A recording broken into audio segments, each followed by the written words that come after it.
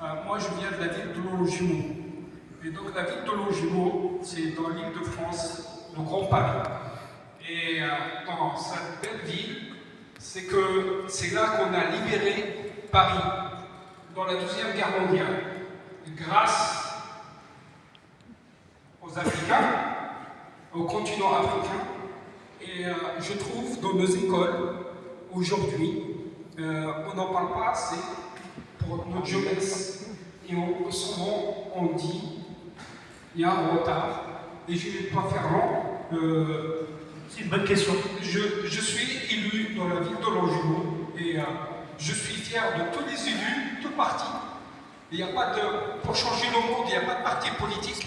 C'est tous nous les humains, qu'on a la main dans la main. Eh bien, il vous répond, monsieur le maire. Et juste pour finir, donc je ferai voilà, je suis fier, français, fier d'être d'origine africaine, marocaine, et fier avec tout le continent africain, le monde entier. Merci à vous.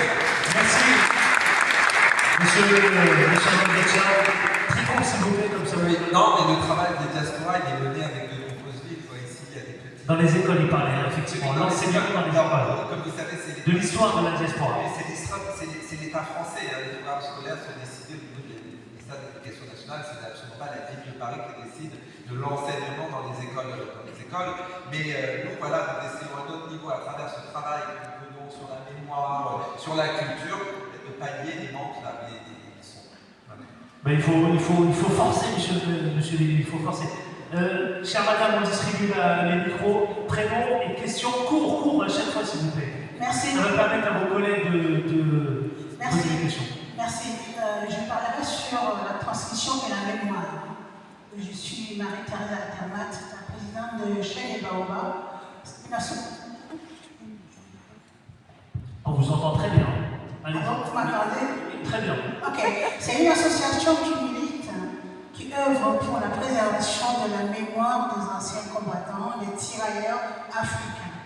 Pas sénégalais, mais africains, parce qu'il y a eu beaucoup de pays d'Afrique, le Tchad, le Cameroun, le Mali, le Centrafrique et autres. La Côte d'Ivoire et tout. Monsieur l'adjoint au maire, vous avez parlé d'un square pour les tirailleurs africains. C'est une très très bonne chose.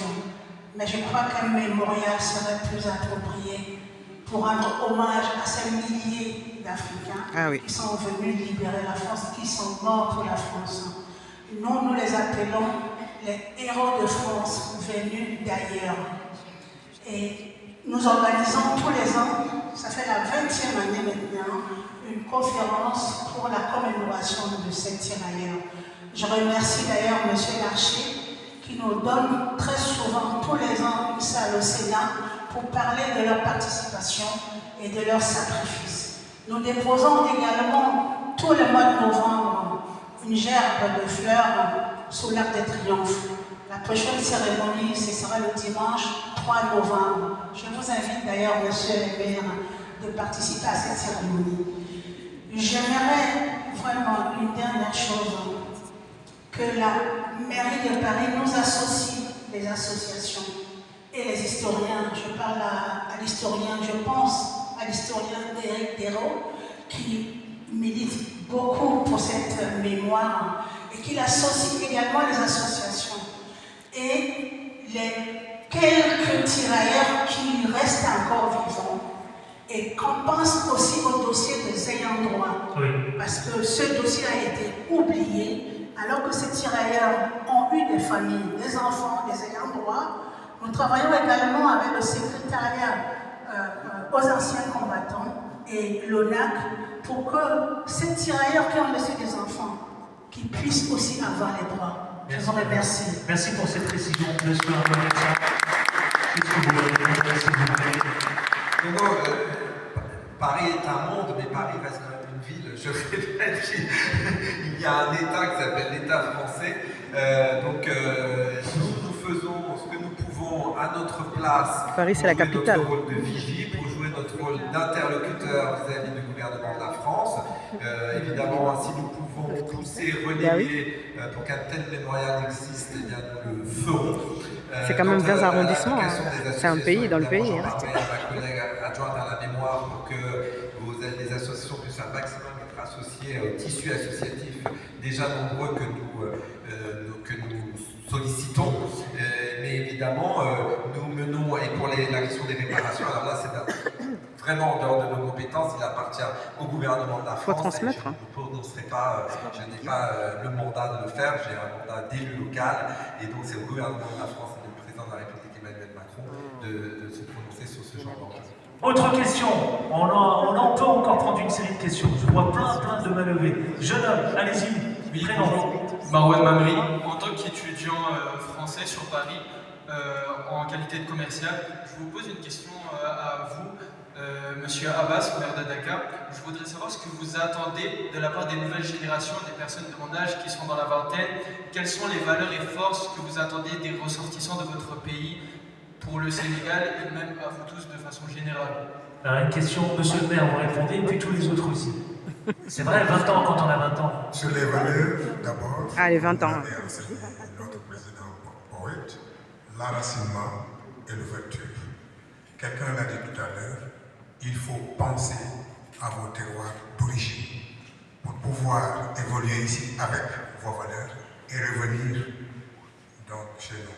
C'est ça, c'est la leçon que je donne à ces jeunes-là. Sur les questions mémorielles, excusez-moi, l'ancien président de la République du Sénégal, M. Abdoulaye Wade, avait dit une chose, il faut que la France mette dans ses livres d'histoire que l'Afrique a participé à libérer la France quand l'Allemagne l'a agressé.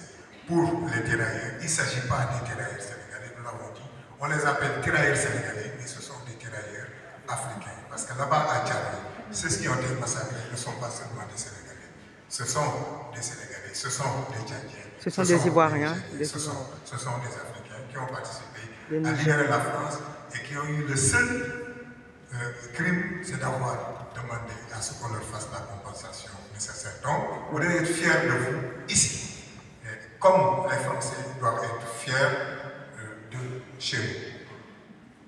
C'est ce que je voulais dire par rapport à Voilà, merci. Une question, jeune homme. Vous l'aurez compris, il y a plein d'autres questions.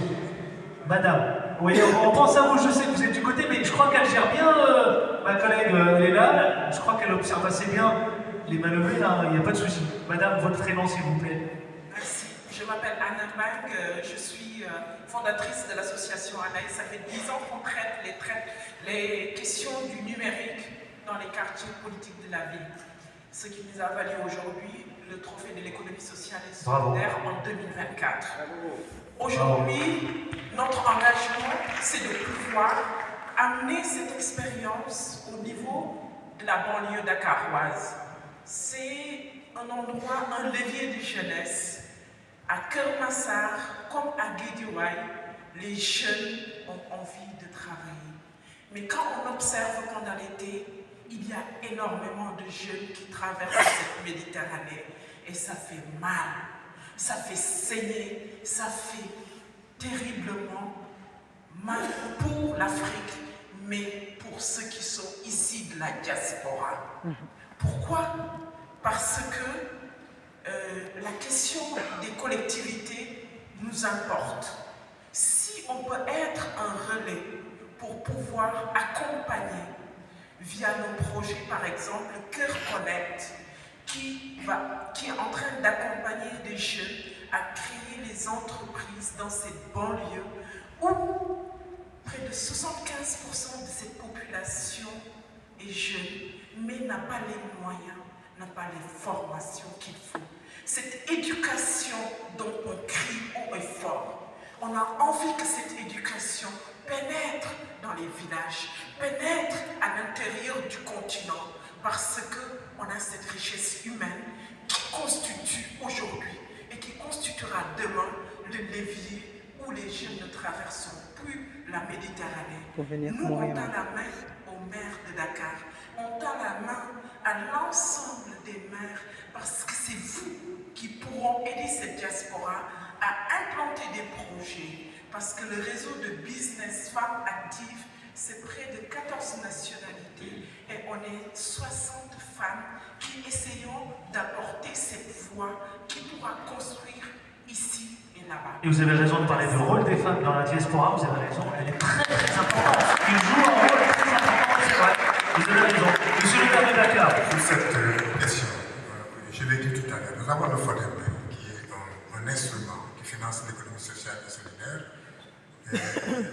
ce n'est pas l'hélicothèque de parler de tout ce qu'on prévoit de faire en matière d'économie sociale et solidaire, mais nous préparons déjà une convention avec le ministère de la microfinance, une convention avec un investissement de 8 milliards qui sera axé effectivement sur le développement de l'économie sociale et solidaire, et principalement la cible, c'est cette jeunesse-là, comme nous l'avons dit, qui pense qu'elle peut tout avoir ailleurs alors qu'elle a déjà tout ailleurs. Il faut tout simplement, je crois, une politique donc, de formation qui puisse les aider à rester et à être accompagnés à travers l'économie sociale et solidaire. Allez, encore. Il y a autre chose peut-être sur laquelle nous allons toujours discuter, ce sont les paradigmes de la formation. Nous ne sommes plus dans cette dynamique de formation qui dure une dizaine d'années pour avoir un doctorat qui ne sert absolument à rien, mais c'est de petites formations très courtes avec donc un potentiel économique sur place qui peuvent leur permettre de trouver quelque chose sur place. Nous y pensons, et au niveau de la ville de Dakar, ce programme déjà existe et nous allons prendre contact avec vous tout à l'heure pour pouvoir continuer à échanger sur cette question. Merci. On me souligne qu'on peut encore prendre 2-3 questions, pas plus. Voilà. Monsieur, mais très court s'il vous plaît, je vous demanderai vraiment très court. Monsieur. Merci beaucoup, monsieur le modérateur. Je suis Hamad Mohamed, architecte camerounais. Je voulais demander votre autorisation afin que la salle puisse applaudir le maire de Dakar, parce que la ville de Dakar va accueillir les Jeux olympiques de la jeunesse. Bravo.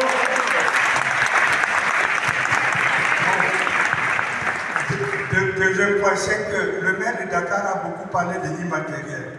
À l'époque de M. Maktar, en tant qu'architecte, j'ai dit que l'Afrique n'a pas de monument à classer sur la liste du patrimoine mondial. Et ce travail a été fait, mais malheureusement, les pays d'Afrique, par rapport au patrimoine culturel et immatériel, l'Afrique est absente. La baguette de Paris est classée, enfin de la France, est classée patrimoine mondial. Qu'est-ce que vous allez faire les deux maires? Merci. Qui veut répondre, monsieur le maire de La baguette, Qu'est-ce que les maires doivent faire? elle est dans le patrimoine universel. Ouais. C'est ce qu'il a dit. Actuellement, le patrimoine culturel immatériel, c'est-à-dire la danse, la musique, la cuisine, la gastronomie, en France, il y a déjà plus de 50 patrimoines qui sont classés. Mais en Afrique, alors qu'on a fait les plaidoyers pour l'Afrique, et jusqu'à présent, les pays d'Afrique, en particulier les élus, n'ont pas adressé des dossiers à l'UNESCO. Il vous répond, monsieur le maire de Djamena. Bien, dans tous les cas, pour ce qui est du Tchad, c'est une démarche qui a été entamée depuis quelques temps. Il y a quelques espaces qui ont été classés au patrimoine universel de l'UNESCO. Alors, en ce qui concerne les autres questions immatérielles que vous soulevez, des démarches sont en cours. Effectivement, aussi bien les populations locales que les diasporas portent et sont porteuses effectivement de promotion culturelle, aussi bien au niveau de la gastronomie, de nos identités, sur les questions de danse, etc. Donc c'est un travail qui commence à se faire. C'est un processus qui peut prendre du temps, mais nous sommes engagés tous à le faire. Soyez-en rassurés. Encore deux questions. Chez nous, monsieur le maire, on est d'accord. Notre est consacré au patrimoine et par l'UNESCO, notre plan national est Tchégoudjé. Allez, encore deux questions. La Tchéquée aussi en Côte d'Ivoire. Merci beaucoup pour toute organisation, parce que c'est vraiment intéressant et ça nous motive énormément ceux qui travaillent sur les patrimoines culturels et matériels, justement.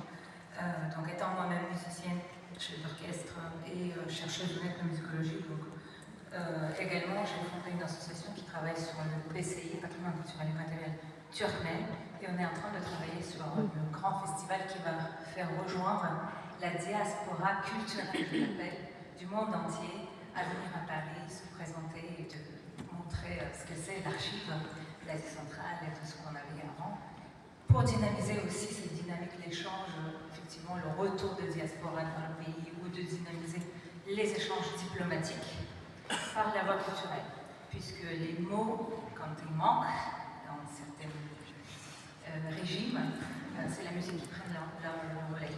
Donc en fait, pour moi, ce n'était pas forcément la question, mais de dire pourquoi pas d'envisager la discussion de diaspora autour du patrimoine, puisque nous-mêmes, la diaspora, nous sommes le patrimoine qui est présent sur le sol français. Moi, je suis franco-turkmène, donc je présente exemple de patrimoine, plus juste aux musiciennes. Et du coup, voilà, plus d'ouvrir le débat sur est-ce que ça peut être envisagé de discuter